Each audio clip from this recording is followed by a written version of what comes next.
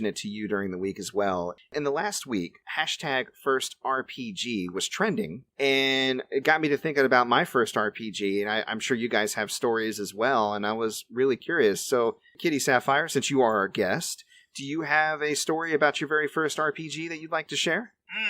Well, I mean, we discussed earlier that Pokemon runs in that area. I think it does. Yeah, you level up. I would have to say I consider that more of a monster catching game than actually full on RPG. My feeling to my very first RPG, which has to be, I think, Final Fantasy II.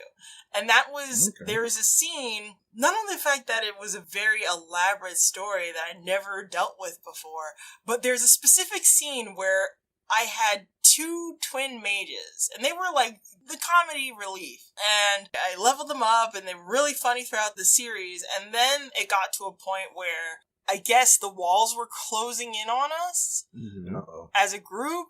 The twins looked at each other and was like, nah, you have to go and rescue such and such. I can't remember who exactly, but it made me so sad because they turned to stone to keep the walls from closing in. You know, you don't rescue them, or I didn't play it far enough to rescue them. I don't even know if you could rescue them at the end of the game, but I knew that there was something very interesting here that no other game has pulled. And then Final Fantasy VII came, and you know exactly what scene I'm about to talk about is the famous scene where Aeris is killed. Yeah, that boy. It was full on ugly cry when I was little. This sweet girl that we come to like, and you've been through all the adventures with, and she was just so sweet and innocent, and I could relate to her, and then she was about this close to saving the world, where we didn't have to worry about anything, and of course, Sephiroth had to ruin it with him basically stabbing her in the back, so it's like, I was torn when that happened. How old were you? I was like, oh my god. Like 4th, 5th grade? Yeah, wow. Okay. You know, a lot of things happened during that time frame, which led to the person that you see before you, so. All right. It sounds like, and I think it was kind of the same for me, you know, RPGs are unique in that they can present this kind of involved, deep narrative that can really speak to you, especially in your formative years. So that's why I think it's so cool to reflect back on that particular genre when you're thinking of your first of. Derrick, why don't you tell us about your first RPG? Like you said earlier in the week, we had the conversation about whether or not Pokemon was an RPG. And although I know it is, I don't feel like that was my first one. So I'm going with Final Fantasy VIII on the PlayStation 1. When I tell you this game has everything, and I know you know this, but everyone listening, like this game's got militarized students. It's got... Why am I getting vibes like Stefan? You sound like Stefan. Okay, this RPG has everything. It's got militarized students. It's got human Roombas. Oh, no, I'm sorry. Human Roombas? Oh, it's little midgets who roll around skateboards and pick up trash. Oh my god.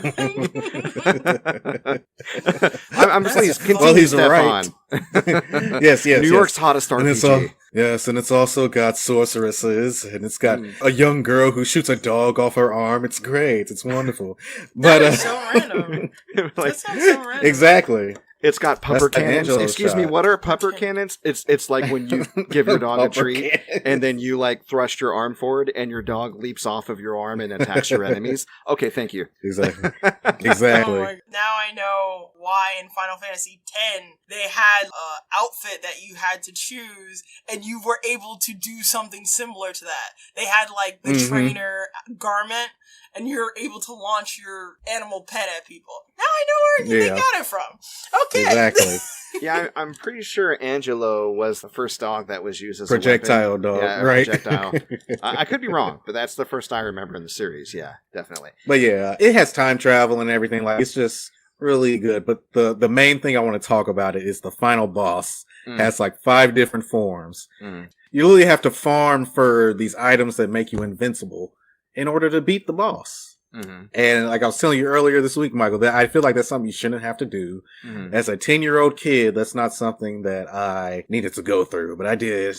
I mean, when you look at it in hindsight, would you change it because of the fact that now you feel that children shouldn't be able to do that, or do you say this because it was that much of an agita towards you? Because, I mean, without those conflicts, I don't know if you would have liked it the same way as you did now. No, there's a lot of things I'd change about 8, and I love it. Yeah. I would Yeah, change I would the definitely draw change system. that. That's god awful. I would change the fact that enemies level up with you. I don't like that. Oh. Nope, don't like that. Don't like that. And I mean, I would change the fact that everybody is thirsty for Squall, but he just does not care. Like, I think he had a good character, but I think he lived in a world that didn't care about the fact that he was withdrawn and had trust issues. They were all just loved him anyways. And I feel like it put up this unrealistic mirror in front of him about how his behavior affects people. You know what I mean? I think also, to its detriment, a lot of, and I'm not trying to diss 8, there's been like this sort of rivalry between 7, 8, and 10. The best way my partner mentioned it is 8 suffers from middle child syndrome. The reason why I say this is because the success of Final Fantasy VII. It was a hard act to follow. Yeah, it's a hard act to follow, and then the fact that the characters between Cloud and Squall are a little bit on the similar spectrum. Mm-hmm. You know, they try to kind of instill what was going on with Cloud and try to apply it to Squall. You're right, though, because Zidane and then Tidus were both very different characters. Yeah, Tidus is completely different. What I did like is they introduce sort of internal conflict as well as external conflict. Cloud suffered from an identity crisis. A Squall, as you said, was withdrawn and had trust issues, and also Tidus, amnesia, yay! Yeah. Yay. Yep. Yay, amnesia! Group amnesia. Yay! And GFs I give you believe... amnesia, whoop! And I believe Tidus is... I believe the question is what makes one human in that regard. Well, that's, to me, that's more Vivi, I feel like. Vivi, you think so? Yeah. It's out of the frying pan and into the fire. No, I think that, I like that you say Tidus. It's not canon, but I think it sounds better than Tidus. I hate that it's Tidus. But I think Tidus, I like Tidus better than Tidus. Yeah, no, me too. No, Tidus is dumb. Let's all just say Tidus from now on. Tidus. Yeah, Tidus. So Tidus. Exactly. See, I think Tidus's character, it was more about living in the shadow of his famous father and his father leaving when he was 10 and then his mother, passing soon after and not really... Yuna was going through the same thing, too. Yeah, no, there's a lot of parallels between Yuna and Tidus, and I think that's why their relationship works so well. Yeah. And there's actually a lot of parallels between Tidus and Seymour, if you think about it. It's just they both went down different paths when they lost their mother. Yeah. Well, it seems to be like that throughout life in general, that you always have somebody that might have experienced something exactly the same as you do, but because of the certain things, certain variables that were presented during your journey, it changes your outlook on life. Yeah, I think that's what makes it I think that's what makes it such a compelling narrative. But we have derailed, so I'm going to bring us all back to the first RPG. So let me rattle off my story real quick. Now, my RPG is a little older than y'all's, but I am also a little older than y'all, so please forgive me. Okay. When I was a kid, we didn't have a whole lot of money, and I ended up getting gifted a Nintendo with a handful of games. I had like Iron Sword, Legend of Zelda, a couple other crappy Nintendo games I can't remember.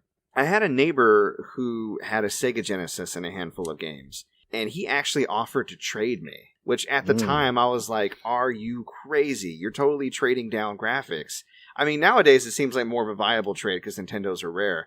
But at the time I was like, yeah, I'll trade up. And there's no other way in heck I would have gotten a Sega Genesis at that age. I was somewhere between 9 and 10. And I got the Sega Genesis, and one of the games I got was my first RPG. It was a game called Phantasy Star 2. Oh, okay. Yeah. I've heard of Phantasy Star. Phantasy Star 2 was really cool because he had the original cases with most of the games as well. I wish I still had them. Man. But I ended up in college, I gave my Sega Genesis and the games away to some other kid, passing it along, you know what I mean? The Phantasy Star 2 game came with a very thick instruction booklet. The reason why it was so thick, it had color copies of every single map in the game. Every dungeon. I love those. One of the things I loved about getting hard copy games is the artwork that goes in the booklet. the little booklet. I really loved it. The characters, the maps, and stuff like that. But go on, please. Yeah. No, it was one of the more robust. And the cool thing about this kid, I mean, it made it less of a collector's item. The way that you go back and forth between levels in Phantasy Star is like teleporters, but you never see where you're going to teleport. So he drew lines and wrote numbers on the teleporters, so I know exactly which teleporter would take me where in the dungeon. And he had paths mapped out.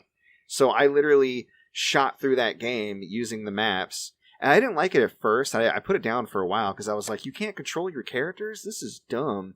I'm going to go play an action game. But then I kind of got in my brain, it clicked. I was like, no, wait a second. You level up and then you can use different abilities. This is actually kind of cool.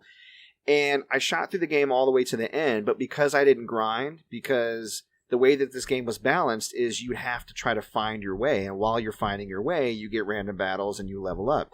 Since I already knew the exact way to go, I got all the way to the end of the game to the final boss, and it trounced me. And I had to spend like 20 hours grinding in the last dungeon just to be strong enough to beat it. So it was a horribly unbalanced experience. But I have fond memories of just jamming out to whatever CD I had at the time, listening to like Prodigy or something, and grinding up my characters. And that seems to be a common thing with a lot of people when they used to play like video games. They would turn down the music and they would have a stereo, a CD player, and they would just blast their favorite song during those times of grinding or had to do with a boss battle. Yeah, my generation, I mean, I'm somewhere between Millennial and Gen X, but a lot of us, when we were playing fighting games or racing games, the soundtrack to those games would be basically whatever CD we wanted to listen to at the time. And sometimes the music we picked was better than... Because again, the technology wasn't along, and I feel like it's less so nowadays because the music is so decent. But most recently, when I was grinding in Marvel Ultimate Alliance 3, I ended up listening to podcasts or different soundtracks because the music in that game is so bad. But it's pretty awful. The game is pretty decent, but the music isn't so great. So